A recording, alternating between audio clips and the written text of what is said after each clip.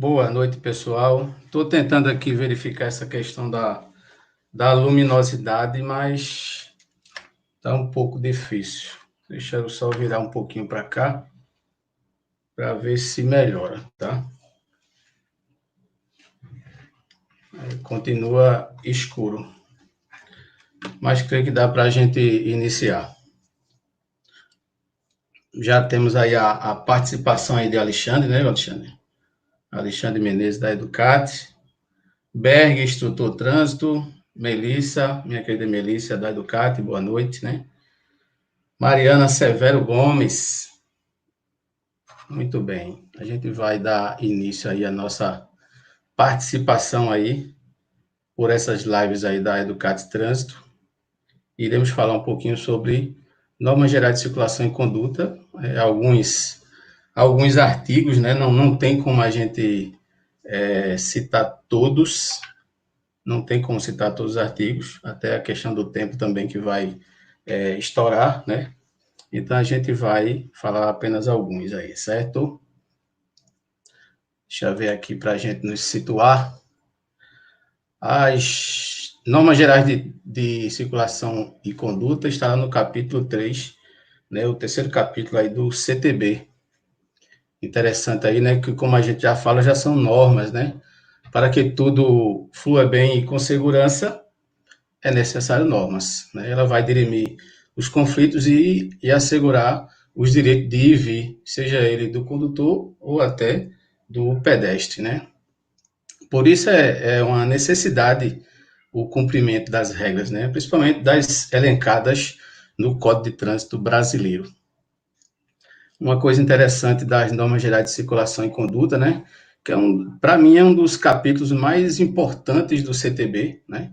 É a base da educação para o trânsito na legislação.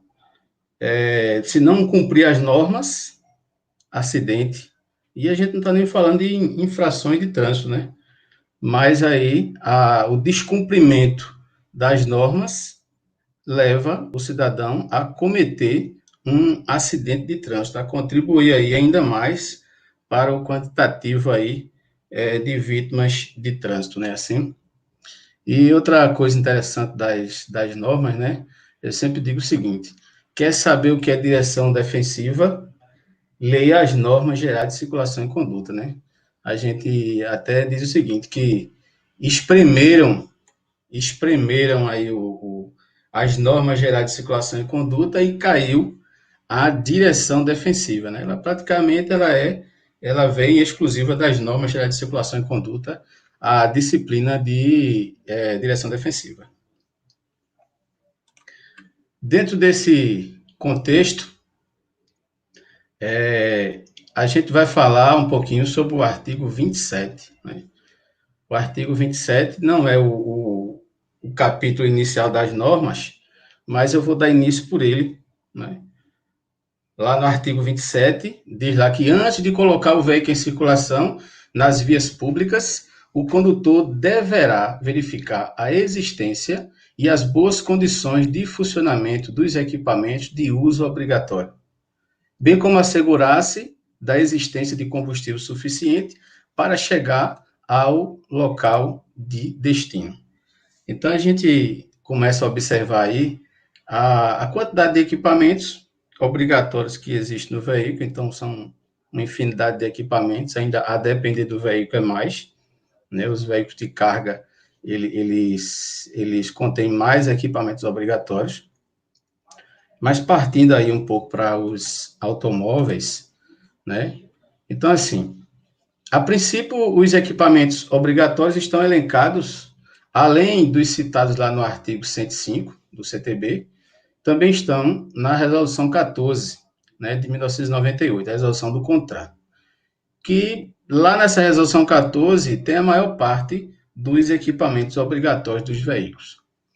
Porém, também a gente tem resoluções que alteraram a Resolução 14, né, que foram muitas, e outras que se refere a outros equipamentos. Como eu falei da questão do veículo de carga, a gente tem a questão das fitas refletivas, certo? As amarrações que são obrigatórias por cintas, hoje não por cordas.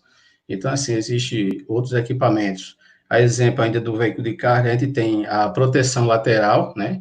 Uns protetores, umas longarinas laterais de ferro, para evitar que motociclistas, ciclistas ou até pedestres, por motivo até de acidente, eles entrem debaixo do veículo, certo?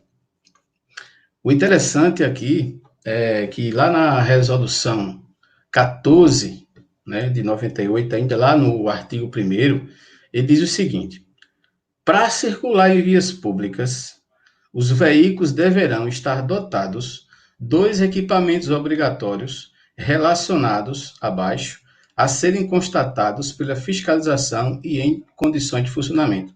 Então, assim, é interessante que o condutor, né, ou o proprietário, a depender se é ele que vai sair com o veículo, ele fazer esse checklist, né? Que eu vou estender esse checklist daqui a pouco para muito mais coisas. Mas, a princípio, a gente começa falando aí desses equipamentos.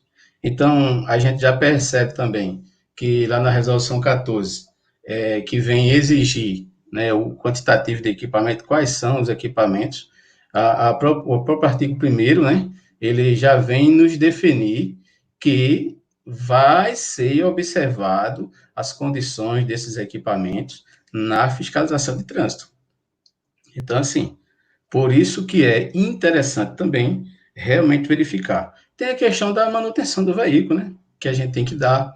Tem a questão, aí a gente parte também um pouquinho para o artigo 26, voltando agora, né? Como eu iniciei o 27, a gente fala do 26, que diz até o seguinte: os usuários das vias terrestres devem, né, deixar de fazer qualquer ato, né, que possa constituir perigo ou obstáculo para o trânsito de veículo, de pessoas ou de animais, ou ainda causar danos a propriedades públicas e privadas, que é o inciso 1º.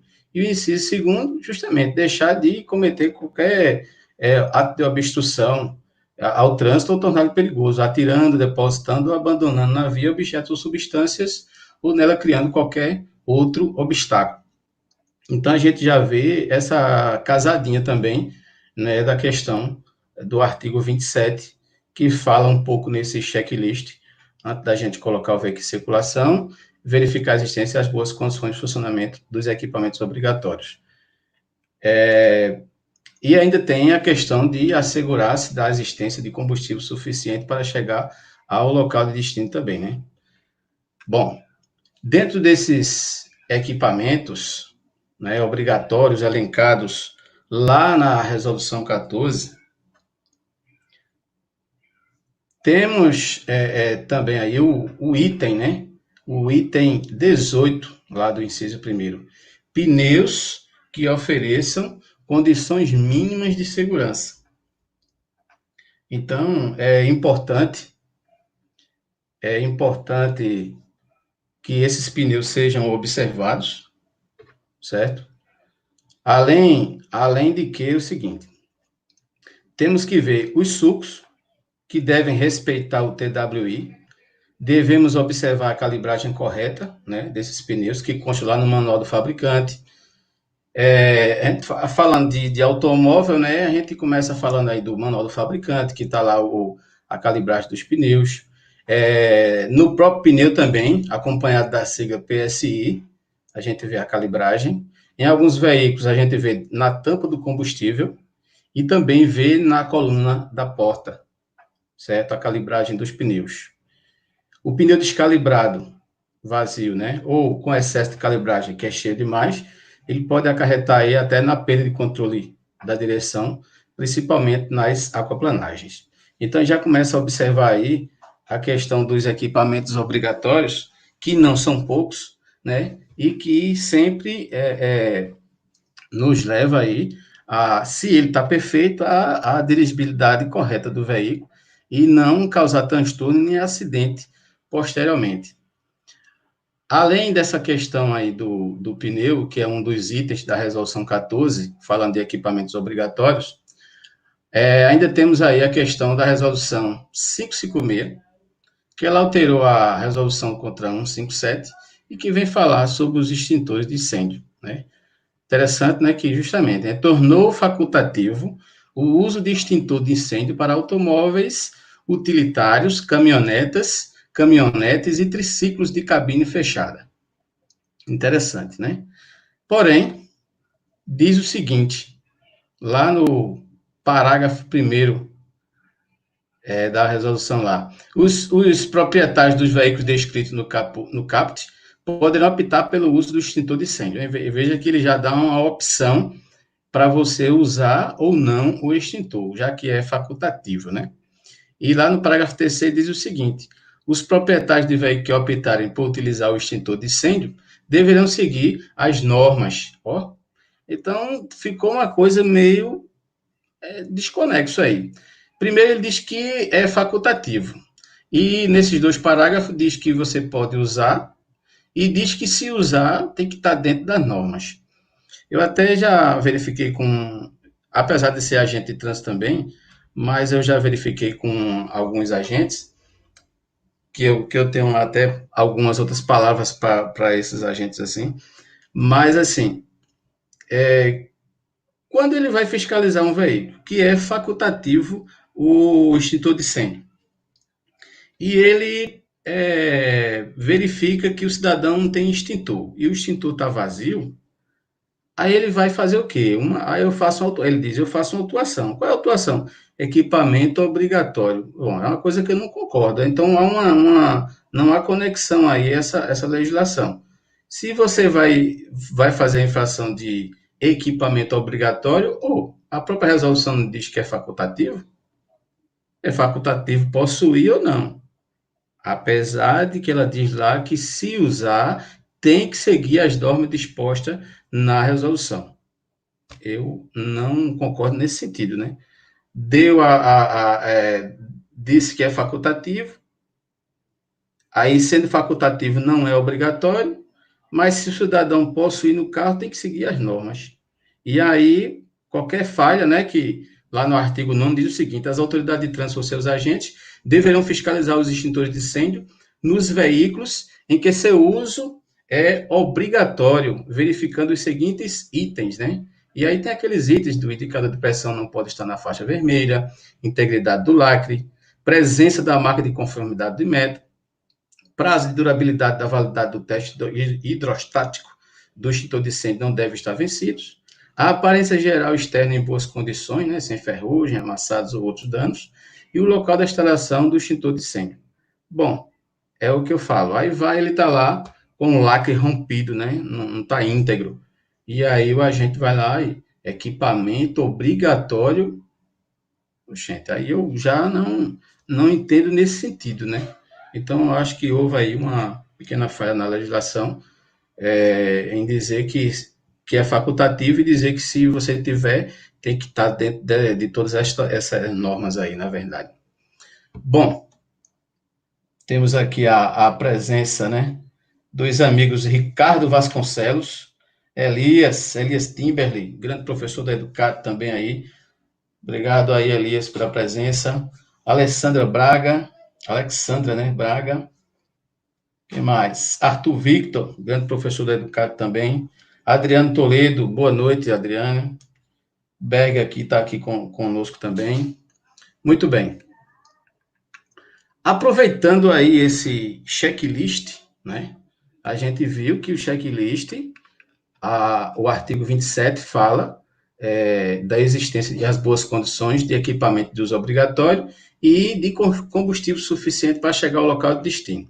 Eu sempre digo o seguinte, esse checklist tem que aumentá-lo, né? Então, eu em sala de aula de primeira habilitação, eu sempre faço essa elevação aí do checklist.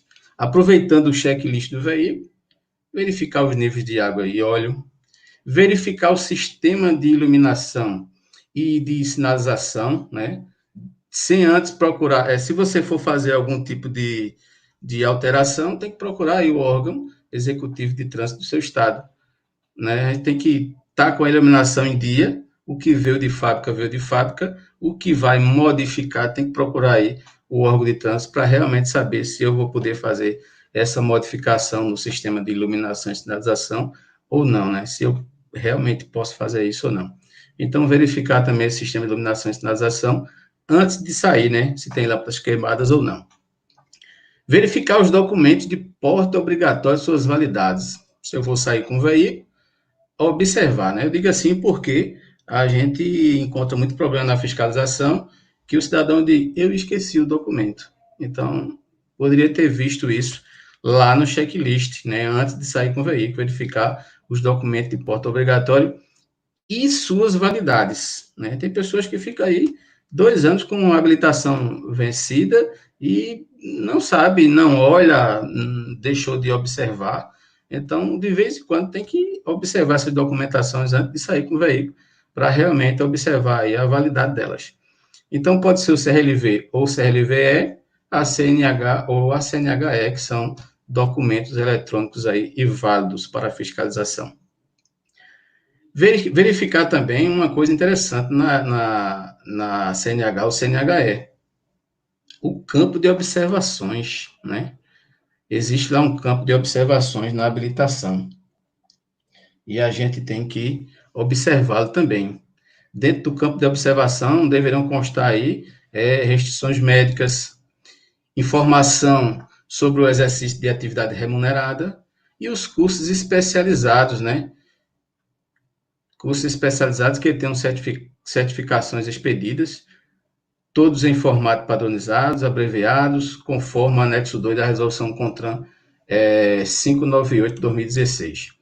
Então, na resolução 598 de 2016, a gente tem as abreviações, estão lá no anexo 2 dessa resolução, as abreviações que poderão constar no campo de observações da habilitação.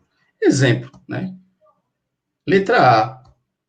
Letra A é obrigatório o uso de lentes corretivas. E aí o cidadão está usando o veículo e contém a letra A lá no campo de observações e ele está sem uso de lente corretiva, seja por meio do óculos ou até a lente de contato, vamos dizer assim. Cabe infração. A infração, ela vai para o condutor e também cabe infração ao proprietário que entregou o veículo ao cidadão que estava sem a lente de corretiva de visão. É bem interessante aí, viu? Algumas infrações são casadinhas aí entre proprietário e condutor. Temos aí, por exemplo, letra B, né? Obrigatório uso de prótese aditiva. A letra C é obrigatório uso de acelerador esquerda. Letra D, né? Obrigatório uso de veículo com transmissão automática. Por que eu estou falando isso? É bem interessante. Eu também trabalho na fiscalização, né? E eu digo assim porque eu, como usuário do trânsito, instrutor lá do CFC, do CAT Trânsito, e também agente de fiscalização, a gente nota uma falha no sistema. Eu digo isso a vocês porque eu também passo por exames para renovar minha habilitação, né? E a gente vê falha no exame visual. O oftalmo lá, muitas vezes, ele não nos informa que a gente vai usar óculos corretivo de visão, né? Lente corretiva de visão. Ele não informa isso a gente. Por sua vez, a gente também encontra alguns instrutores, infelizmente, mas é a realidade, que não conhecem a resolução CONTRAN 598 de 2016. E aí desconhece, às vezes, as letrinhas e deixa de repassar aos alunos. E aí o aluno só vai ver isso na fiscalização. Então é importante aí dar uma olhadinha depois aí na resolução CONTRAN 598. Boa noite aí, meu querido Lindomar Rodrigues, aí que está nos prestigiando. Lindomar Rodrigues, grande instrutor, né, lá dos primórdios aí, grande mestre aí, ok? Obrigado aí pela presença também. Então, assim, resolução 598. Leiam, é interessante. A gente vê quais são as abreviações. Além de várias letrinhas, né? A, B, C, D, E, F, G, H, I, J, K, L, M, N, O, P, Q, R, S, T, U e X, né? Que é outras restrições. Muitas vezes o cidadão, ele só enxerga por um olho, visão monocular. E está lá na habilitação a letrinha X. Outras restrições, certo? Interessante aí a letrinha U. vedado dirigir após o pôr do sol. Aquele cidadão, ele tem uma deficiência visual que ele só consegue dirigir durante o dia e à noite ele enxerga muito pouco, por exemplo, e aí é proibido ele dirigir após o pôr do sol. Tem a letra T, outro exemplo aí, né? Vedado dirigir em rodovias e via de trânsito rápido. Aquele condutor é proibido dirigir em rodovias e via de trânsito rápido, tem lá a letrinha T na habilitação dele também, certo? E temos aí os cursos especializados, né? Por exemplo, aí, de código 11, habilitado em curso específico de transporte e produtos perigosos. Então, vai vir a sigla CETPP lá na sua habilitação. E aí temos CETE, que é para transporte escolar, tem a CETCP, que é exclusiva aí para transporte coletivo de passageiros, né? Então, o curso especializado de transporte coletivo de passageiros. Temos o CETVE, curso especializado de transporte de veículo de emergência. Temos o CETCI, que é para cargas indivisíveis. Temos o CMTX, que é para mototáxi, e o CMTF, que é justamente o curso de motofrete. E temos a sigla EAR, que é Exerce Atividade Remunerada. Então, vejam o meu checklist aí.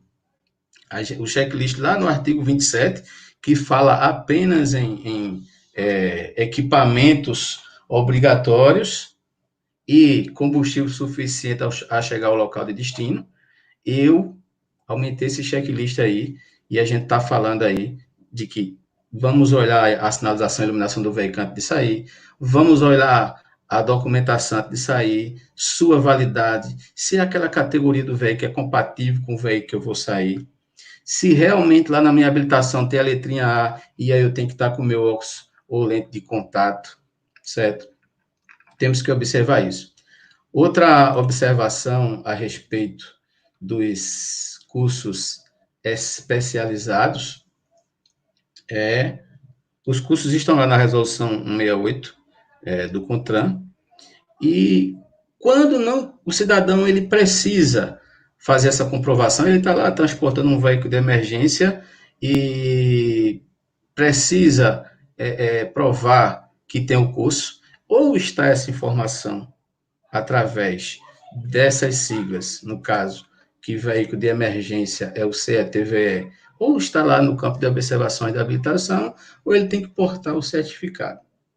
E que esse certificado tem que ser tamanho A4, como consta a portaria 26/2005 do DENATRAN. Ok? Então, temos que nos atentar a isso aí. Portaria DENATRAN 2605. Bom, passamos essa parte aí, eu vou sair com o veículo. Checklist ainda. Fatores humanos. E aí? Será que eu estou bem fisicamente para poder dirigir? Será que eu estou bem psiquicamente para poder dirigir?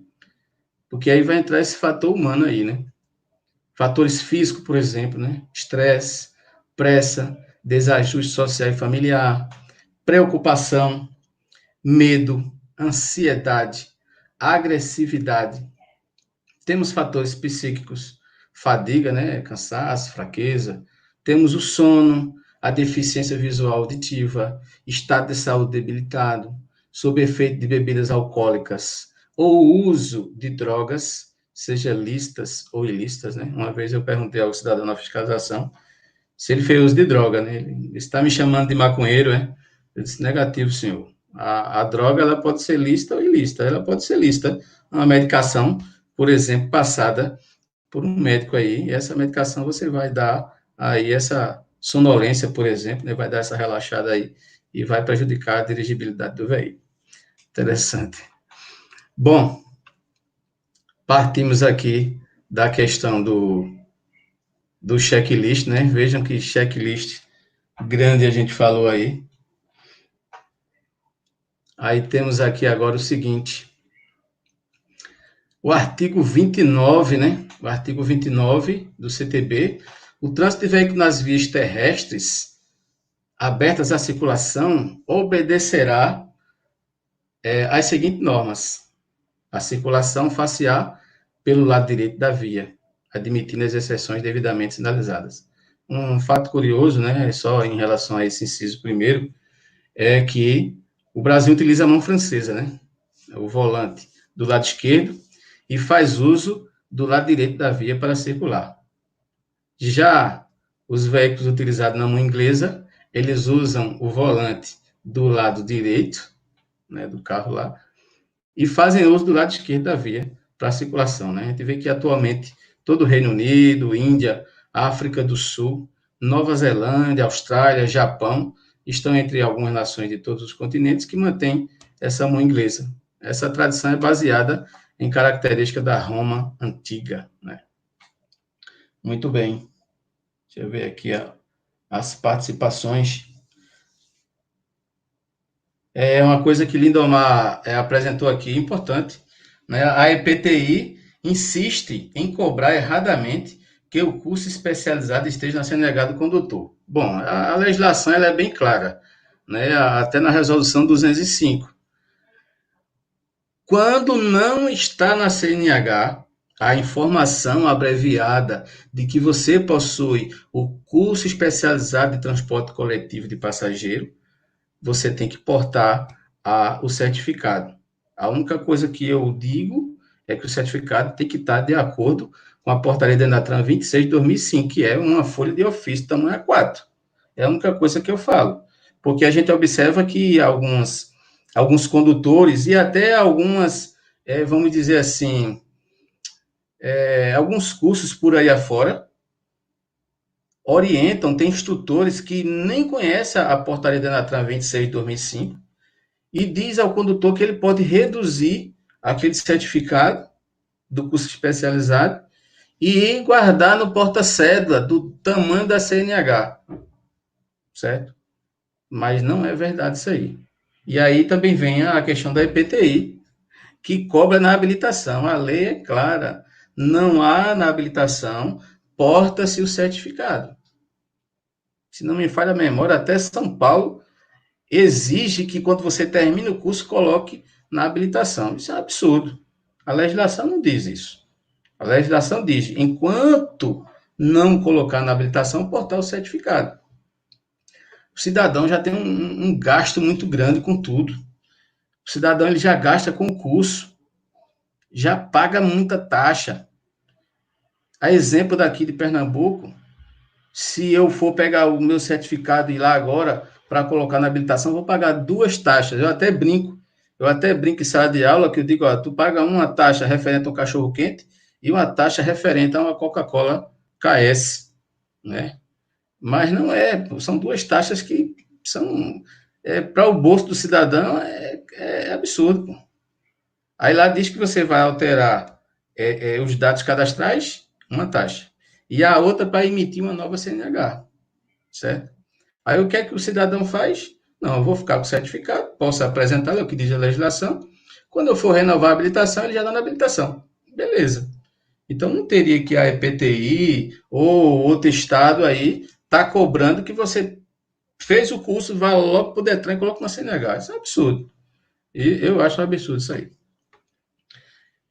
Algumas escolas ainda emitem carteirinha para o curso MOP. Realmente. A gente encontra isso aí muito na fiscalização. Muito na fiscalização. Uma falha, eu sempre digo que é uma falha do instrutor, né?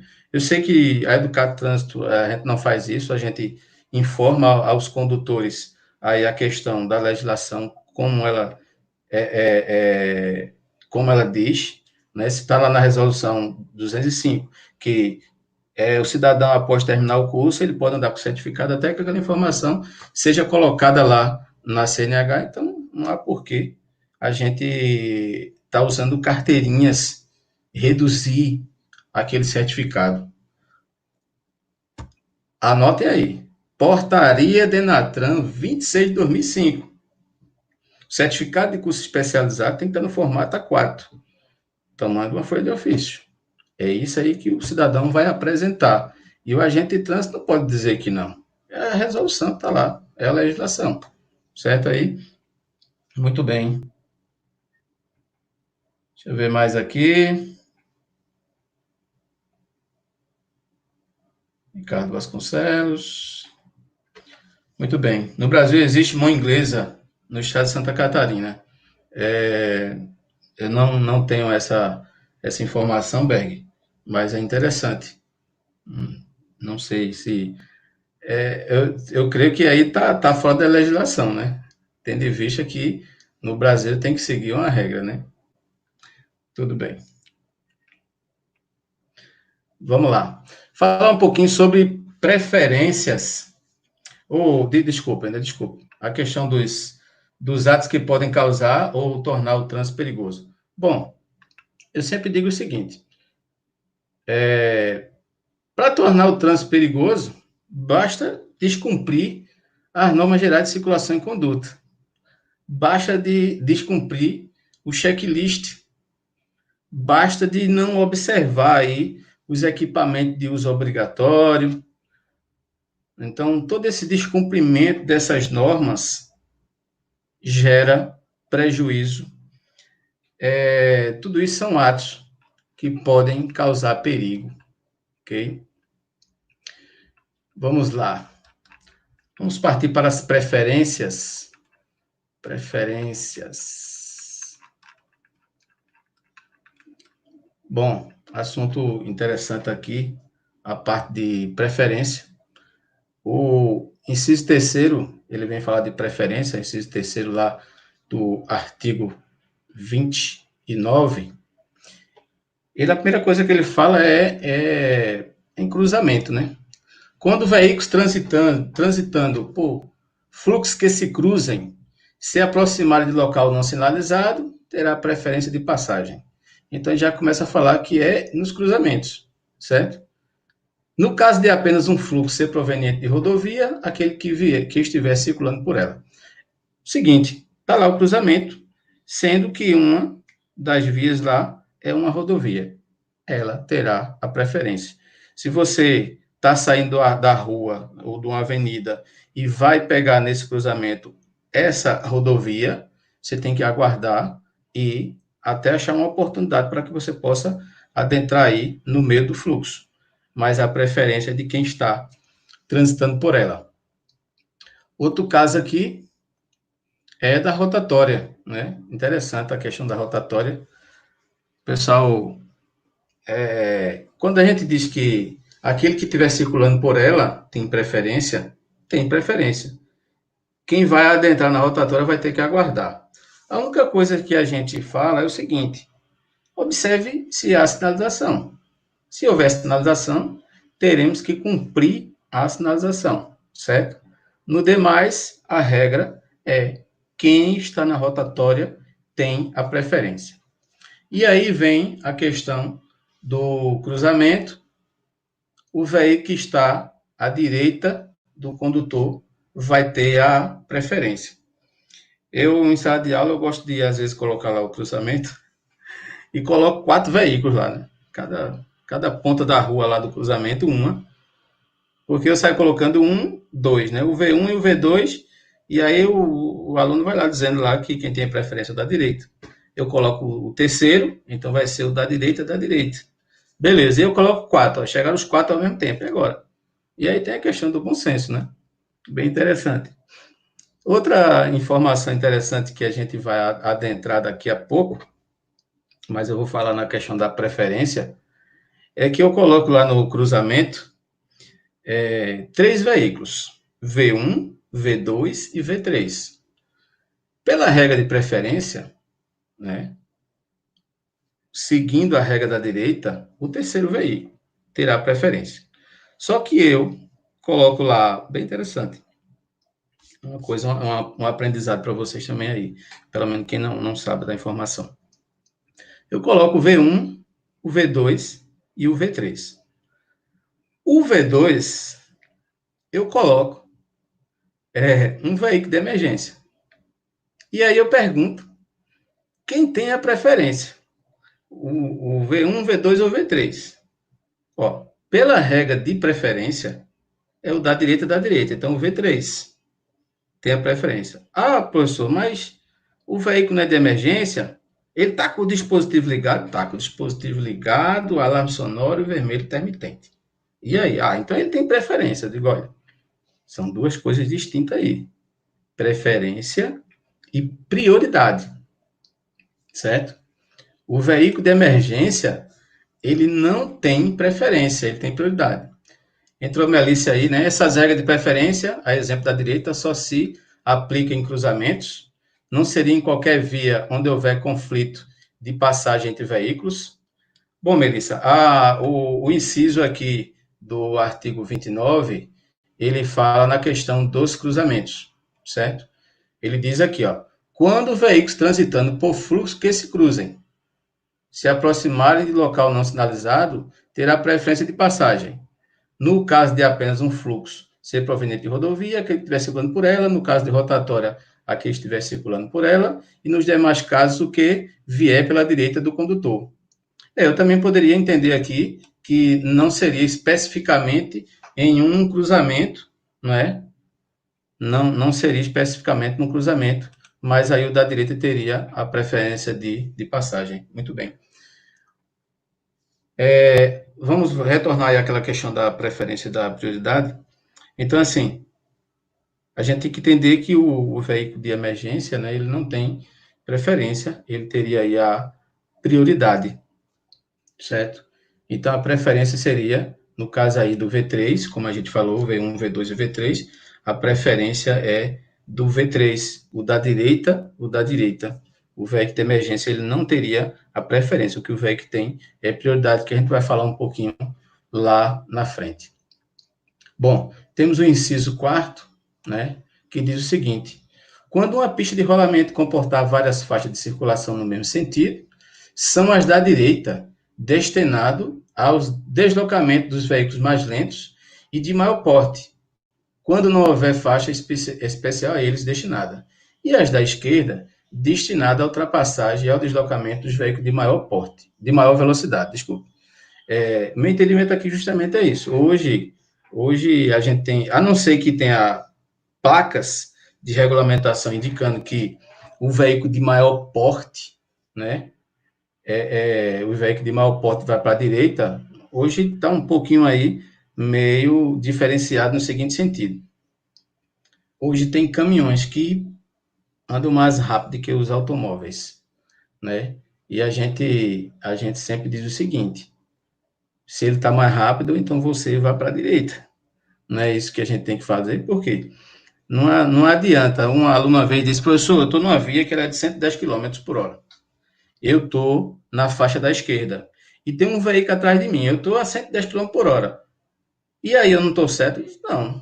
Você está a 110, mas ele está mais rápido que você, vai para a direita. Se ele vai descumprir a legislação, bom, aí é diferente. O que você tem que cumprir é, você está já nos 110 e ele não está atrás de você, vá para a direita. Você vai cumprir a sua regra de ir para a direita para dar passagem ao veículo com maior velocidade, certo? Bom, inciso quinto, o trânsito de veículos sobre passeios, calçadas e nos acostamentos só poderá ocorrer para que se adentre ou se saia dos imóveis ou áreas especiais de estacionamento. Eu entendo aqui como uma preferência, né, do veículo que está, do pedestre que está atravessando a calçada. Ele está ali transitando pela calçada, então daria aí uma preferência ao pedestre, certo? Trânsito de veículos sobre passeios, calçadas nos acostamentos só poderá ocorrer para que se adentre ou se saia dos imóveis ou áreas especiais de estacionamento. E aí a gente tem que dar preferência aí ao pedestre. Eu vejo esse inciso como uma preferência para o pedestre, apesar dele não ser citado aqui.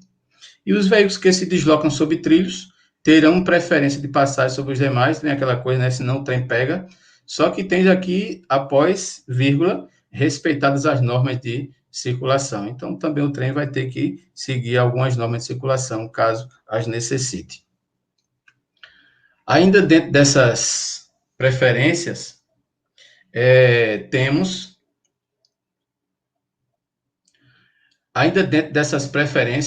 o artigo 31, que diz o seguinte: o condutor que tem o propósito de ultrapassar um veículo de transporte coletivo que esteja parado, efetuando embarque ou desembarque de passageiros, deverá reduzir a velocidade dirigindo com atenção redobrada ou parar o veículo com vista de segurança dos pedestres. Então, a gente está vendo uma preferência também sobre a segurança dos pedestres. O artigo 32, né?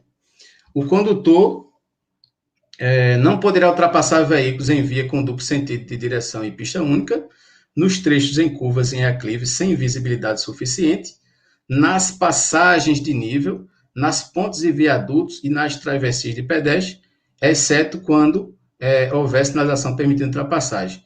A gente vê outra preferência aí na questão do pedestre também, nesse artigo 32. E assim segue com o 36, né? O condutor que for ingressar numa via procedente de um lote lindeiro a essa, deverá dar preferência aos veículos e pedestres que estejam transitando. Mais outra preferência.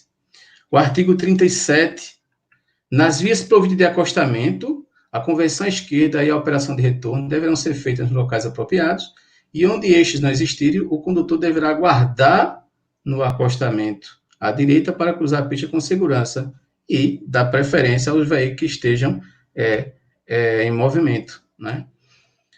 O artigo 38, lá no seu parágrafo único, durante a manobra de mudança de direção, o condutor deverá ceder passagem aos pedestres e ciclistas, aos veículos que transitem em sentido contrário pela pista da via da qual vai sair, respeitadas as normas de preferência de passagem. Aí vem aqui, preferência, deverá ceder passagem aos pedestres e ciclistas e aos veículos que transitem em sentido contrário. Entendo aí como outra preferência. O artigo 39, nas vias urbanas, a operação de retorno deverá ser feita nos locais para isso determinadas, que por meio de sinalização, quer pela existência de locais apropriados, ou ainda em outros locais que ofereçam condições de segurança e fluidez, observadas as características da via, do veículo, das condições meteorológicas e da movimentação de pedestres e ciclistas. Ele só vai poder fazer essa operação após a passagem de um pedestre ou um ciclista. Ele vai ter que dar essa preferência, essa movimentação do pedestre e do ciclista.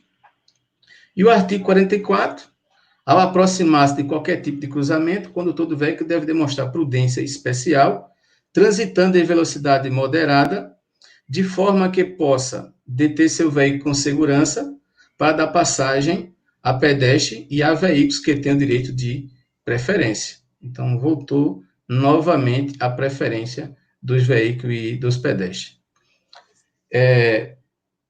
Saindo só um artigo fora das normas gerais de circulação e conduta, a gente tem lá no capítulo 4, que fala dos pedestres e condutores de veículo não motorizado, o artigo 70, parágrafo único. Nos locais em que houver sinalização semafórica de controle de passagem, será dada preferência aos pedestres que não tenham concluído a travessia, mesmo em caso de mudança do semáforo, liberando a passagem do veículo. Então, mesmo que o semáforo lá mude para verde e o pedestre esteja fazendo o cruzamento da via, a passagem lá, ele vai terminar a conclusão, né? E a gente sabe que ele não pode nem acelerar o passo, na verdade, certo? Então, finalizamos aí essa parte das preferências e a gente entra aqui com as penalidades. Desculpe, com as prioridades. Ok. Bom, a gente tem dentro dessas prioridades lá o inciso 6º, lá do artigo 29, né? Os veículos precedidos, né, que são acompanhados de batedores, terão prioridade de passagem, respeitadas as demais normas de circulação. Vou fazer só uma pequena pausa. Lindomar Rodrigues, carro de funerária com luz intermitente e sirenes. Para que mais pressa? E o carro funeral, ele não está incluído, não está incluído como um prestador de serviço e também nem como veículo de emergência. Então, realmente, não vejo por que essa pressa, até porque a pressa seria da ambulância em socorrer o cidadão para retorná-lo à vida e não no caso do serviço funeral. Bem interessante aí o que Lindomar colocou. Obrigado, André, também pelo carinho aí, pela presença. Muito bem. Bom, Então, prioridades, né? O inciso 6 que eu havia começado aqui, os veículos precedidos, né? Que são precedidos, acompanhados de batedores, terão prioridade de passagem, respeitadas as demais normas de circulação. Esse acompanhamento ele poderá ser para diversas atividades, né? Atividades como acompanhar autoridades políticas, comboio de veículos, né? Uma das utilidades de frequência dos batedores foi no acompanhamento aos ônibus com as delegações esportivas dos hotéis onde estavam hospedados até a Arena Pernambuco, na Copa 2018. Ele também pode fazer, os batedores podem fazer esse acompanhamento do ônibus com a seleção do Santa Cruz Futebol Clube também, certo? Eu estou falando isso aí por causa do nosso amigo Cleiton, mas tudo bem. Bom, então os batedores eles vão servir para isso, para dar mais segurança, dar mais agilidade àquela comitiva, né? Fechar os cruzamentos para justamente dar essa agilidade aí. E aí a comitiva, aquela delegação, né? Aquele comboio chegar ao seu destino. Estou vendo aí, viu, Gleito? Série C nada. Vamos lá. Chegar ao seu destino com segurança e fluidez. Beleza? Temos aí o inciso 7º, que agora entra os veículos destinados, né? Os veículos de emergência destinados aí a socorro de incêndio e salvamento, bombeiros, né? Os de polícia, aí vem Polícia Militar, Polícia Civil, Polícia Federal, Polícia Rodoviária Federal, Polícia Ferroviária Federal, Polícia das Forças Armadas, né? Tem a Polícia do Exército, da Marinha e da Aeronáutica também, para quem não conhece, certo? Então a gente fala os de polícia. E temos aí os de fiscalização e operação de trânsito, seja de órgão federal, estadual ou municipal. E, por final, as ambulâncias, sejam as convencionais das prefeituras que a gente já conhece, né, as do governo do estado, ou seja, as do SAMU, que já é um projeto diferenciado. Bom, a gente está falando dos veículos de emergência aqui, certo? Socorro de incêndio e salvamento, polícia, fiscalização, operação de trânsito e as ambulâncias. É até interessante que as pessoas só entendem como veículo de emergência a ambulância, né? Mas socorro de incêndio e salvamento, polícia, operação de trânsito e fiscalização, né? E as ambulâncias, certo? Aí vem, além de prioridades de trânsito, gozam de livre circulação, estacionamento e parada, quando em serviço de urgência e devidamente identificado por dispositivos regulamentares de alarme sonoro e iluminação vermelha intermitente. Rodrigues, né? Quem pode ser batedores? Os batedores a gente entende de forma diferenciada, certo? A gente entende de forma diferenciada no seguinte sentido. Quando a gente fala aqui os veículos precedidos de batedores, que eles entram nessa prioridade aqui, eles podem ser batedores da polícia, né, dos órgãos públicos, federais, estaduais ou municipais, e eles também podem ser batedores de cargas superdimensionadas. Eu entendo como dessa forma. Porém, os batedores de cargas superdimensionadas, que eles vão entrar lá na parte dos veículos de prestação de serviço. Eles estão lá nos prestadores de serviço, que são os veículos destinados ao serviço de escolta, certo?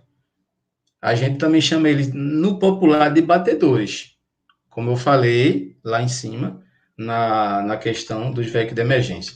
Só que os batedores, veículos de emergência, que tem essa prioridade, são justamente os batedores que a gente fala dos órgãos públicos, certo? Os veículos precedidos de batedores terão prioridade de passagem respeitar as normas de circulação. A gente fala dessa prioridade que são os veículos de emergência, certo?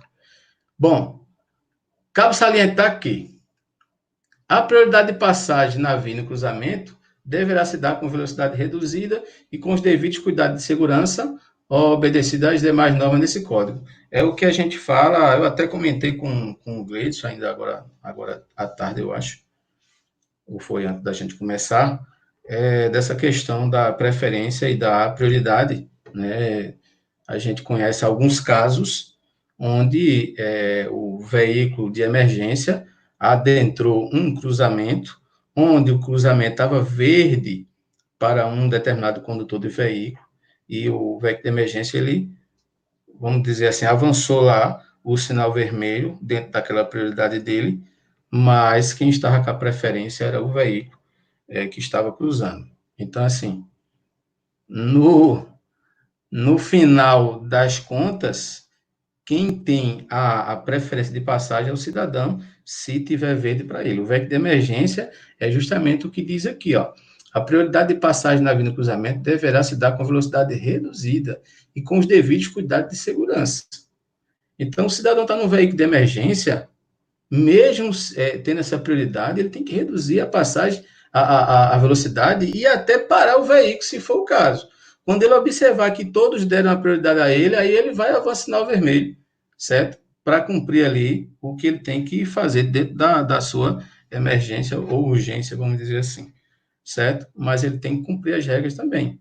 E é o que diz o próprio Código de Trânsito, né? Reduzir a velocidade com os devidos cuidados de segurança. Bom, falando ainda da questão dos veículos de emergência, a gente tem a resolução 268. Lindomar está aqui colocando, podemos ainda acrescentar os veículos de transporte de presos e usados em desastres ambientais como veículo de emergência. É o que a gente vai citar um pouquinho agora, Lindomar, com a presença aqui da resolução 268, né? A gente falou do que diz o artigo 29, inciso 7º do CTB, quanto aos veículos de emergência, certo? Vamos para aqui para a resolução 268 e a gente vai acrescentar aí veículo aí nesse rol, né? Lá na resolução 268 de 2008 diz o seguinte, artigo 1º, somente os veículos mencionados no inciso 7 do artigo 29 do CTB poderão utilizar a luz vermelha intermitente e dispositivo de alarme sonoro. Bom, algumas pessoas vão até criticar o que eu vou falar ou até não concordar. Eu não vejo no inciso 7º do CTB, do artigo 29 lá, do veículo de emergência, eu não vejo a Guarda Municipal. Por analogia, né, aí começa a observar lá a Constituição Federal, começa a observar tal, aí por analogia, tem-se a Guarda Municipal como a Polícia Municipal, e aí usar o vermelho intermitente. Eu só acho que deveria estar descrito na legislação, certo? Em lugar algum tem a Guarda Municipal aí na legislação como um veículo de emergência, ok? Só é uma opinião minha. Posso até estar errado por isso, ok? Sim, falei do artigo 1º, que somente os veículos mencionados no artigo 7º do artigo 29 do CTB poderão utilizar a luz vermelha intermitente de dispositivo de alarme sonoro. A condução dos veículos, referido no caput, somente se dará sob circunstância que permita o uso das prerrogativas de prioridade de trânsito e de livre circulação, estacionamento e parada, quando é efetiva a prestação de serviço de urgência, que os caracterizem como veículo de emergência, estando neles acionado o sistema de iluminação vermelha, intermitente e alarme sonoro. Uma coisa que eu rebato aqui também é que está dizendo o seguinte, que ele só deve usar o vermelho intermitente quando tiver realmente nessa situação da prestação do serviço de urgência. Então, assim, a gente observa que algumas polícias militares, em seus protocolos administrativos, eles colocam como uma obrigação do policial militar, já ao assumir o serviço, ligar essa iluminação vermelha intermitente e só desligá-la quando termina o serviço.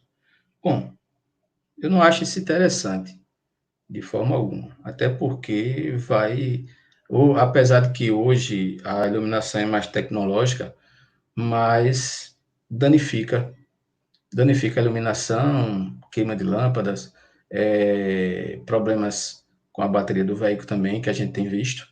Então, assim, eu só estou falando o seguinte, a legislação diz uma coisa e a parte administrativa do órgão de fiscalização, ela faz diferente, certo? O parágrafo 2º, né, da resolução 268, lá no artigo 1º, diz o seguinte: entende-se por prestação de serviço de urgência os deslocamentos realizados pelos veículos de emergência em circunstâncias que necessitem de brevidade para o atendimento, sem a qual haverá grande prejuízo à economidade pública. Só não vai ter muito prejuízo se ele diminuir a velocidade, né, e tiver cuidado no cruzamento, como a gente falou. Senão vai haver acidentes. Lembrando que a emergência há risco de morte imediata e a urgência não há risco de morte imediata e eminente, né? A gente tem aqui também o seguinte, o parágrafo 3º foi que agora a gente fala no que Lindomar citou aqui. Entende-se por veículo de emergência aquele já tipificado no inciso 7 do artigo 29 do CTB, inclusive de salvamento difuso, né? Salvamento difuso, né? Eu olhei aqui no dicionário, difuso, difundido, espalhado, alastrado, disseminado ou distribuído em várias direções. Então, os de salvamento difuso, destinado a serviço de emergência decorrente de acidentes ambientais. Com isso, poderia ser por fiscalização ambiental ou pela defesa civil. Os veículos que poderiam ser acrescentados aí no rol dos veículos de emergência, né? Em grandes catástrofes e acidentes com produtos perigosos, entra aí o pessoal da fiscalização ambiental, da defesa civil também. E aí eles são considerados nessas situações aí veículos de emergência, ok? Artigo 2º, a resolução 626, desculpa, a resolução 626. É interessante eu falar da resolução 626, que Lindomar já tocou aqui, que é os requisitos de segurança para veículo de transporte de preso. Veja só, em 2013, eu estava ministrando aulas à Polícia Militar, era o curso de veículo de emergência, e eu falando de legislação, normas gerais de circulação e conduta, e um dos alunos, um policial militar, ele até citou isso, ele disse, professor, o senhor falou aí do inciso 7 do artigo 29, fala dos veículos de emergência, e a gente vê que o transporte de preso do sistema penitenciário, eles têm vermelho intermitente, alarme sonoro e não estão no rol. Eu disse, olha, estão cometendo infração de trânsito. Estão com um acessório proibido no veículo. Se você for observar a legislação, a resolução 268, ela vem falar sobre isso. Então, estão descumprindo a legislação de trânsito. Nessa época, interessante, eu mandei um ofício para o Ministério da Justiça, justamente questionando isso aí, que eles estavam gastando dinheiro com equipamentos para um veículo, onde aqueles equipamentos não poderiam ser colocados naquele veículo. E aí estava havendo um gasto desnecessário. A Polícia Militar não já fazia a escolta do veículo de transporte de preso do sistema penitenciário, então geralmente não ia uma viatura da polícia na frente, que é um veículo de emergência, escoltando o veículo do sistema penitenciário e outra viatura atrás. Então, assim, aparentemente não teria a necessidade disso aí. Só que, na verdade, a gente está observando que o sistema penitenciário está mais independente. E aí, a resposta que o Ministério da Justiça me deu foi que estava entrando em contato com o CONTRAN para verificar essa situação. A primeira coisa era mudar a legislação, mudar lá o artigo 29, inciso 7, e acrescentar o veículo do sistema penitenciário como um veículo de emergência. Mas, pois bem, isso foi em 2013. E aí, em 2016, o CONTRAN lançou aí a resolução 626, que estabelece o requisito de segurança para veículo de transporte de preso. Lá no artigo 1º, ele já diz o seguinte: os veículos fabricados e transformados para transporte de preso deverão obter o certificado de adequação à legislação de trânsito, que é o CAT, né, e atender os requisitos da presente resolução. Os veículos mencionados no caput poderão utilizar a luz vermelha intermitente e dispositivo de alarme sonoro. E aí, de alguma forma, resolveu, né? A condução dos veículos referidos somente se dará sob circunstância que permita o uso das prerrogativas de prioridade de trânsito e de livre circulação, estacionamento e parada, quando em efetiva prestação do serviço de urgência que os caracterizem como veículo de emergência, estando neles acionado o sistema de iluminação vermelha intermitente e alarme sonoro. E entende-se por prestação de serviço de urgência o deslocamento realizado pelos veículos de emergência em circunstância que necessite de brevidade para o atendimento, sem a qual haverá grande prejuízo à calamidade pública. Eles, no retorno lá do ofício, eles disseram que realmente era uma necessidade, a gente sabe da necessidade. Uma coisa é dizer que é necessidade, deveria estar no rol do veículo de emergência, na época, né? E não está. E outra coisa é dizer que eles realmente estavam descumprindo a legislação, que eles realmente estavam gastando dinheiro público com um veículo que não estava incluído como veículo de emergência para poder usar esse tipo de equipamento. Beleza. Lindomar colocou aqui, né? Há 25 anos que sou condutor de emergência e percebo que hoje os condutores facilitam mais a movimentação desse veículo. Pode até ser, Lindomar. Eu vejo um pouco diferente. Eu trabalho na área de fiscalização e eu penso diferente. Eu vejo, principalmente aqui em Pernambuco, o condutor ele não dá valor ao veículo de emergência. Ele não tem essa consciência. Eu vejo um pouco diferente. Talvez como no caso aí, no seu caso aí como bombeiro, a gente perceba melhor essa questão. Mas eu não vejo assim, eu vejo as pessoas sem essa consciência de pegar o lado direito, tomar o acostamento para dar a oportunidade para aquele veículo de emergência realmente chegue ao destino. Uma das coisas que eu comentei aqui foi que algumas pessoas ainda desconhecem que a fiscalização de trânsito ela é um veículo de emergência. E muitas vezes a gente vai para determinados acidentes com vítima que a gente precisa chegar um pouco mais rápido e as pessoas elas não dão essa oportunidade a gente mesmo. É interessante, viu? Mesmo com o intermitente ligado ao alarme sonoro e mesmo sendo uma fiscalização de trânsito. Eu já fiz aí várias autuações, tanto para a pessoa que não dá oportunidade, para o que segue, certo? O veículo de emergência. Então, infelizmente, é dessa forma. Tomara que as pessoas realmente se conscientizem, né? Bom, falar aqui sobre regras dessas prioridades, né? Ainda está dentro do contexto. Quando os dispositivos estiverem acionados, indicando a proximidade dos veículos, todos os condutores deverão deixar livre a passagem pela faixa da esquerda e indo para a direita da via e parando se necessário. Os pedestres, ao ouvir o alarme sonoro, deverão aguardar no passeio, só atravessando a via quando o veículo já tiver passado pelo local. Interessante que tanto no na linha A, na linha B, por exemplo, aqui, elas falam em deverão. É uma coisa impositiva, né? É impositivo, deve. Você deve deixar a faixa livre pela faixa da esquerda, deve ir para a direita da via e deve parar se necessário. E no caso do pedestre, deve aguardar no passeio, só atravessar a via quando o veículo já tiver passado pelo local, no caso aí o veículo de emergência. E a linha C, o uso de dispositivo de alarme sonoro de iluminação intermitente só poderá ocorrer quando é efetiva a prestação de serviço de urgência. A gente até tocou no assunto que algumas polícias militares obrigam lá em seus protocolos que a iluminação deve ficar ligada direto, seja em serviço de urgência ou emergência ou não. Alguns dizem que a polícia ela entrou dentro da viatura, já está em situação de emergência. Eu penso diferente. Bom. E aí vem os prestadores de serviço de utilidade pública, né? Os prestadores de serviço de utilidade pública está lá no inciso 8º. A gente vai dar uma rapidinho um pouquinho, já passou das 9, mas vamos continuar aqui. Está lá no inciso 8º do artigo 29. Os veículos prestadores de serviço de utilidade pública, quando em atendimento na via, goza de livre parada de estacionamento no local da prestação de serviço, desde que devidamente sinalizado, devem estar identificados na forma estabelecida pelo contrato. Ó, uma coisa que eu atrelo a essa questão do prestador de serviço é a sinalização.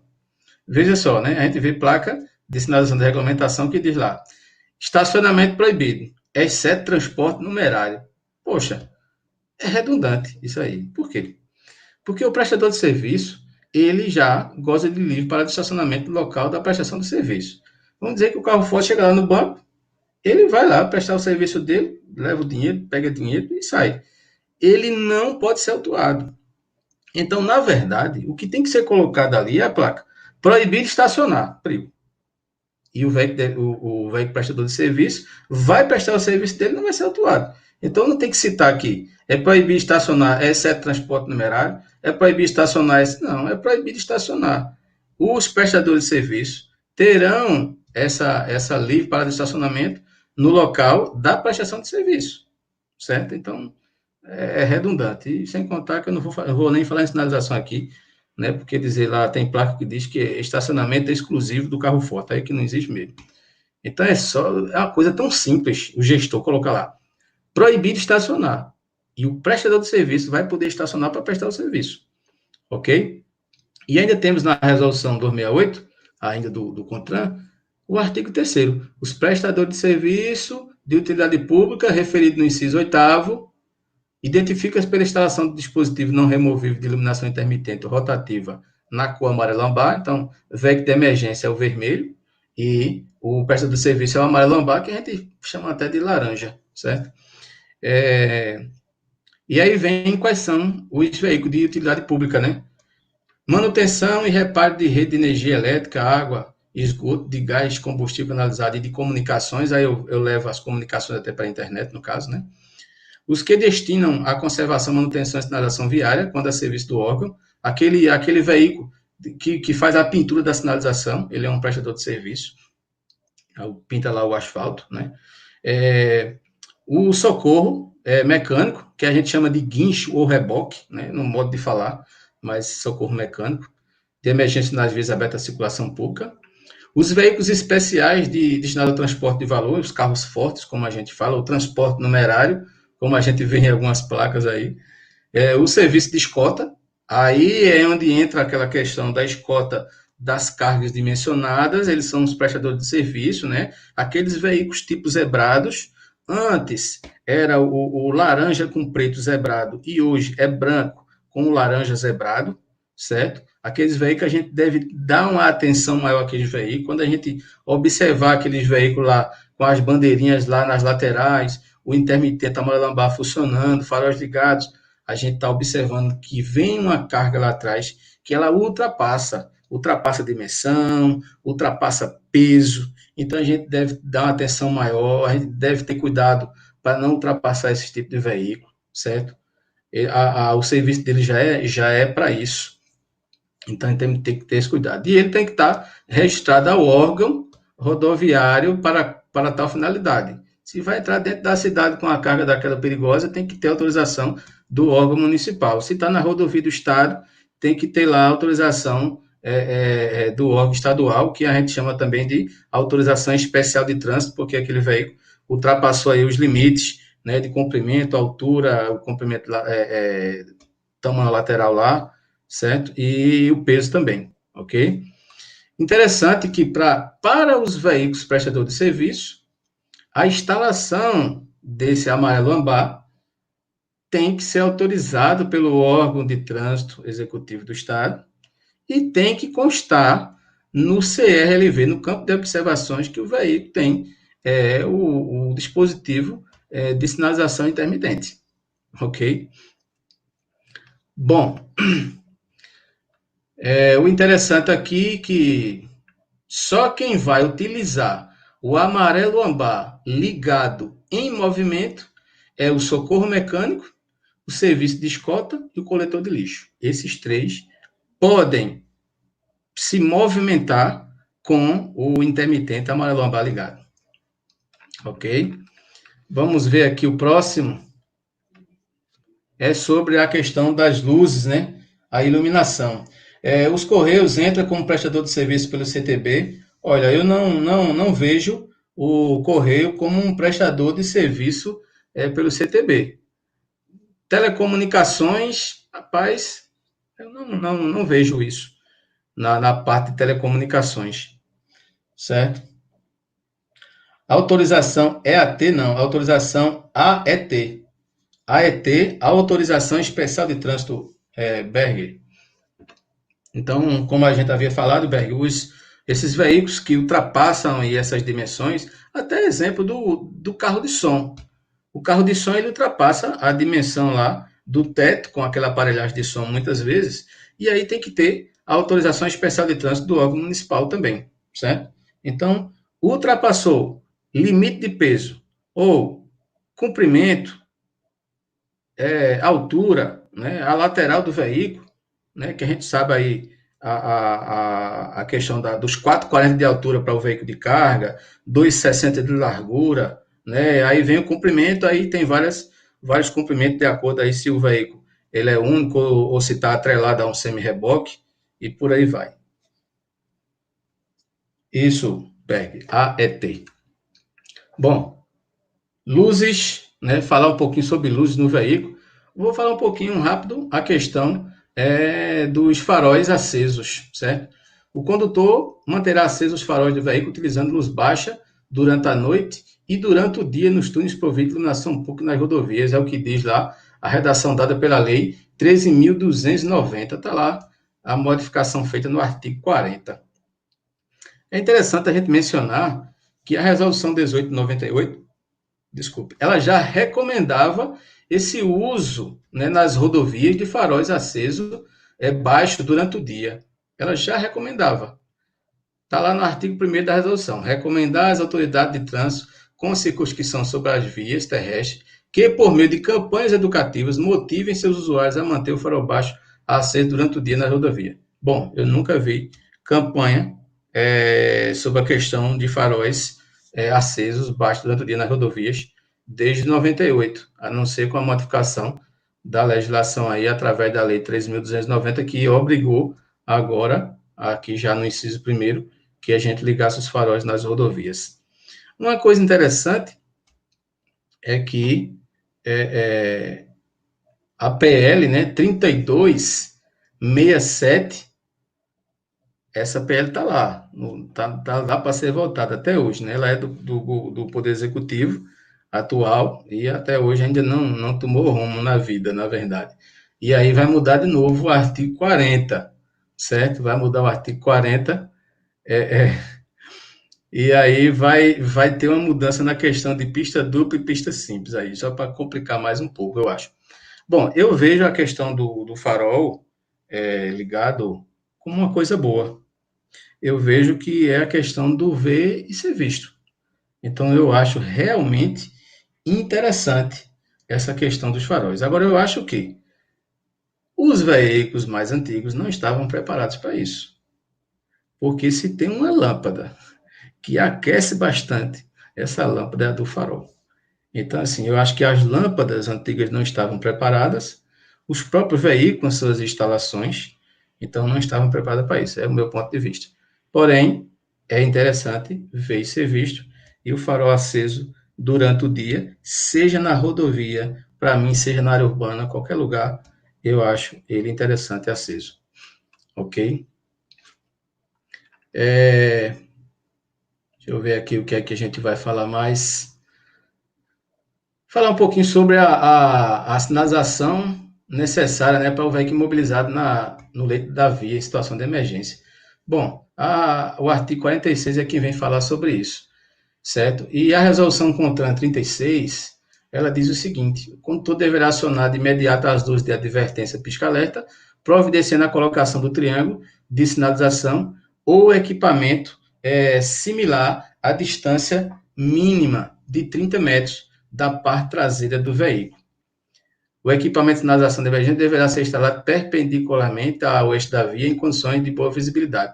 É interessante que a resolução ela vem tratar desses 30 metros, né? A gente usa exemplo de 30 passos longos, mas também temos que ver aí a questão da velocidade da via. A gente tem que observar o seguinte: quanto mais distante o triângulo ficar daquele veículo que está naquela situação de emergência ou daquele acidente, melhor. Quanto mais a visibilidade do veículo que está vindo, se aproximando, melhor, para que ele possa reduzir a velocidade e trazer mais segurança para a gente. Né? É absurdo a gente perceber em algumas vezes que o cidadão, ele abre a mala do carro, eu vou dizer a você que ele não dá um passo. Ele só faz abrir a mala do carro, tira o triângulo, só faz dá um giro no corpo, na cintura, e já coloca o triângulo no chão, certo? Então é absurdo isso aí, e aí poderá causar um acidente, isso é ruim para ele mesmo, então não é interessante. E para a gente fechar, a gente não vai adentrar muito aqui a questão, fechar com a questão dos capacetes, certo? O artigo 54 e o artigo 55, que aí vai gerar infrações lá no 244, né, do CTB. Geralmente, eu tenho aqui um material sobre capacete, que eu gosto de mostrar aos meus alunos a quantidade de infrações de capacete. Deixa eu só organizar aqui. Deixa eu ver onde é que ele foi. Onde é que ele foi parar, para a gente encerrar aqui a transmissão rapidinho. Já estou achando aqui já. Bom, capacetes. Ó, eu vou falar em capacete só sobre a questão seguinte, de algumas infrações referente ao capacete, certo? Resolução 453 do CONTRAN, ela vem falar sobre o capacete de ciclomotor, motoneta, motocicleta, triciclo e quadriciclo. Então, é o seguinte, infrações relativas ao capacete de motocicletas e assemelhados. A gente tem infração sem usar o capacete, está lá no artigo 2441, se condutor, e está lá no artigo 2442, se passageiro. A gente tem o seguinte, capacete sem viseira ou óculos de proteção. Bom, antes que era uma situação gravíssima, hoje é uma situação leve, né, mas ainda está em estudo aí pela inconstitucionalidade disso aí, até pelo artigo 61 também, e aí a gente vai seguir adiante. Bom, capacete sem viseira ou óculos de proteção é uma infração leve do condutor, artigo 69, e pode ser também o artigo 69 se for o passageiro também com capacete sem viseira ou óculos de proteção, que vai recair sobre o condutor. Ele está usando óculos de sol, ele está usando óculos corretivos de visão, né, a lente corretiva, ou EPI, e não está usando a viseira realmente. Então, infração leve, artigo 69. Capacete sem dispositivo refletivo.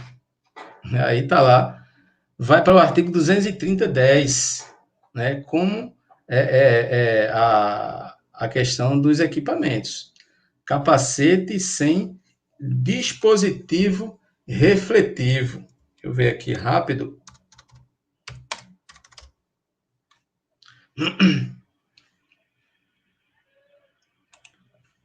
O artigo 230-10, que é o equipamento em desacordo com o CONTRAN. Infração grave. Capacete sem selo do Inmetro ou a etiqueta interna. Ou ele está com um selo lá atrás do capacete, um selo do Inmetro coladinho lá, ou na ausência dele pode ter uma etiqueta interna presa à jugular. Se não tem, ambos aí, um desses dois no caso, artigo 230-10, infração grave, equipamento obrigatório em desacordo com o CONTRAN. Capacete com avarias, então a gente vai observar o estado do capacete, o estado geral, se está arranhado, se está rachado, quebrado. E aí vem o artigo 230-10 também, certo? Equipamento obrigatório em desacordo com o CONTRAN. O capacete com a viseira levantada, eu até me desculpe que eu mencionei lá em cima um fato que deveria ser com essa questão também, a viseira levantada, então vai ser para ambos, sem a viseira ou levantada. Antes o pessoal com a viseira levantada, o agente fazia autuação que estava sem a viseira e levava para infração gravíssima, hoje é leve também. Capacete com viseira fumê à noite, aquela escura, certo? Não pode, nem aquelas coloridas também. Inclusive, no próprio capacete está dizendo que é só uso diurno. Então, só pode ser usada durante o dia. Ela escura, não adesivada, a própria viseira escura ou até colorida, certo? Vai para infração leve, artigo 69. O capacete com viseira adesivada. Ó, adesivei a viseira, infração leve, artigo 69. Eu não posso adesivar nem de dia nem de noite, certo? Capacete não fixado à cabeça. O pessoal coloca o capacete na testa. Aí vai artigo 2441, infração gravíssima para o condutor, né? É considerado sem capacete. E aí vai ter lá seu direito suspenso de dirigir lá no final do processo administrativo. E 2442 se for o condutor, que vai recair em cima do condutor. 2442 para o passageiro, que está com ele afixado na testa, que vai recair também ainda tudo para o condutor. Capacete sem uso da jugular, ela não está atacada, na verdade, né? Então, vai ser infração leve, artigo 69, as pessoas colocam o capacete mais por obrigação, para não levar infração, e ainda não colocam a jugular, que ainda é infração. Pessoal, qualquer queda, o capacete vai para um lado e serve para o outro. E aí vai ter traumatismo. Capacete indevido, né? Coquinho, o pessoal tem uns capacetes chamados de coquinho. Tem capacete que é de EPI, capacete até de construção. Eu já vi, já aqui na cidade de Carpina mesmo, o cidadão transitando com capacete de obras, né? De construção. E o pessoal também usa de ciclismo também, já ouvi casos também. Então, vai para sem usar o capacete, certo? 2441 condutor e 2442 passageiro, ambos gravíssimos, certo? E a gente tem alguns tipos de capacete, né? Ele pode ser sem a queixeira, contanto que tenha o óculos de proteção, é aquele que pega um elástico por trás ali, aquela riata atrás, certo? E se você fizer uso de óculos corretivo, use o óculos corretivo, mas use o óculos de proteção por cima, certo? A questão das viseiras eu já falei, o correto é o padrão cristal. Se ela for colorida ou fumê, apenas durante o dia, né? Falamos dos dispositivos refletivos, são 4 dispositivos refletivos. Um de um lado, um do outro, um na frente e um atrás. São brancos refletivos. E o interessante, que ninguém percebeu isso ainda, mas a legislação diz o seguinte: para motofrete e mototáxi, ele não é aquele branco refletivo. Ele é branco e vermelho refletivo, conforme consta a resolução 356 de 2010. Bem interessante isso aí, viu? Resolução 356 de 2010, lá no anexo 2º da resolução, mostra qual é o adesivo para o motofrete e mototáxi colocar no capacete. Ele é branco e vermelho refletivo. E aí temos os selos, né, que são do Inmetro. Temos que verificar isso aí, se realmente tem um selo ou não. Temos uns amarelos e outros são roxos. Falamos também da etiqueta também, certo? O triciclo de cabine fechada dispensa o uso do capacete. O triciclo, né, que não há uma cabine fechada, tem que usar o capacete, certo? E o quadriciclo é obrigatório o uso de capacete. Apesar de que a gente sabe que o quadriciclo, ele não, a legislação não permite que ele trafegue na área urbana, nas ruas da cidade, né? Ele é tido como um equipamento agrícola e tem que ficar numa área particular, mas se caso o cidadão esteja com quadriciclo na rua, bom, vai ter as penalidades dele lá e as medidas administrativas do agente, e uma das medidas é se o condutor tiver sem capacete, poderá ser autuado. Se ele for habilitado, aí, meu amigo, é Renasce, independente, porque se o veículo não tem placa, não tem Renavan, beleza, mas se o condutor tem Renasce, aí vai lá autuar pelo chassi e vai a pontuação para o Renasce do condutor que estava sem capacete. Bom, pessoal, eu espero ter atingido aí o êxito com esses pequenos conhecimentos. Espero que tenha sido de grande valia para todos. Estaremos aqui presente. Já desde a semana passada já viemos com live aqui pela Educate. Hoje foi a minha vez. Espero ter contribuído com vocês. Ailton Amaro, né? O condutor manterá acesa pelo menos a luz de posição do veículo quando sob chuva forte da minha serração. Isso é importante, Ailton, porque eu achei interessante o seguinte: quando a legislação, a Lei 13.290, alterou que o farol deveria ficar aceso nas rodovias, eu acho que também ele deveria dizer que o farol deve ficar aceso na luz baixa sob chuva forte, neblina, cerração. E a Lei 3.290 não mudou isso aí. É até uma questão de prova para a primeira habilitação que o pessoal erra muito. O pessoal acha que na prova, aí quando tem lá essa questão o condutor manterá acesa pelo menos a luz de posição do veículo quando sob chuva forte, neblina, cerração, os alunos lá marcam muitas vezes que o farol é que tem que estar aceso, né? Mas a resposta seria outra. A legislação diz que o mínimo seria isso aí. Bom, com a PL 3127, né, se não me falha a memória, a PL 3267, ela vai fazer essa mudança também e vai dizer que, sob chuva forte, neblina e cerração, os faróis devem ficar acesos. Obrigado, Beck, também. É isso aí. Aqui, na verdade, foi uma experiência nova para mim.